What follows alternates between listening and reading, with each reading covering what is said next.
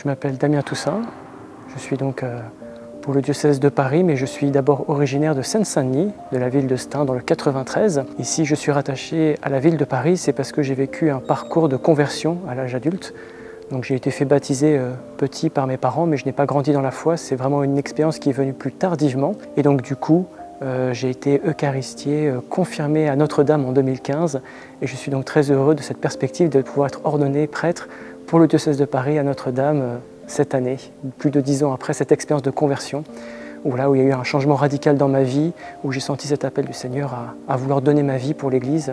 Donc le Seigneur a fait vraiment une grande œuvre en tout.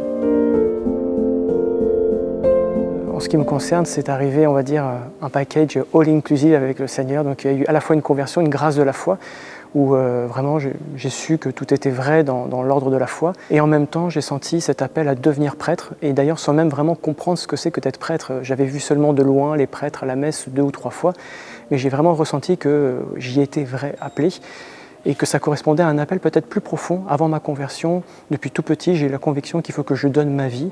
Et en fait, dans mon parcours personnel, j'ai mis du temps avant de trouver la voie où je pourrais être donné. J'ai essayé plusieurs choses sans que ça marche véritablement.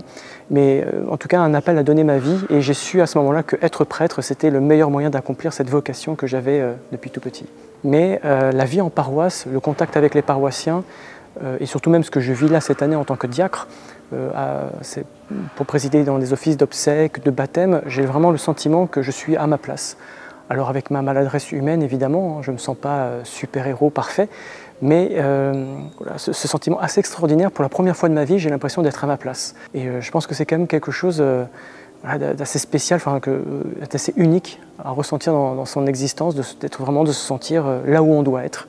Donc je rends grâce à Dieu, bien sûr, d'éprouver enfin ça dans ma vie et de ne pas avoir toujours le sentiment de me dire j'ai l'impression d'être de trop, ou j'ai l'impression de vraiment pas faire ce qu'il faut comme il faut. Là, c'est beaucoup plus apaisé pour moi à ce niveau-là, et c'est très naturel en fait. J'ai l'impression, depuis que je porte un col romain notamment, c'est assez extraordinaire.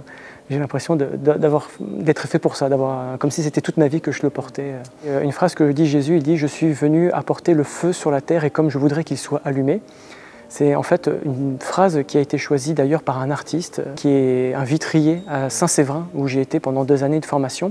Et donc en fait il avait fait les 7 sacrements en vitraux, et pour le sacrement de l'ordre, il a choisi lui-même d'illustrer le sacrement de l'ordre par cette phrase, et je trouve ça très beau, parce que c'est une phrase qu'on a un peu du mal à comprendre dans le contexte de l'Évangile, pourquoi Jésus parle d'un feu allumé sur terre et qu'il voudrait qu'il soit allumé. Et donc de l'avoir associé ça avec le sacrement de l'ordre et avec la mission des prêtres, je trouve ça intéressant, et en fait ça dit quelque chose de ce que j'ai envie pour cette mission, c'est-à-dire d'être vraiment habité par l'Esprit Saint qui d'ailleurs m'habite depuis ma conversion et même bien encore avant, et comment ça doit rayonner autour de moi avec le peuple de Dieu qui me sera confié à l'avenir. Je me dis, le prêtre il est vraiment configuré au Christ et il doit essayer de lui être le plus proche, le plus semblable possible, notamment dans son attitude avec le peuple de Dieu qui lui est confié.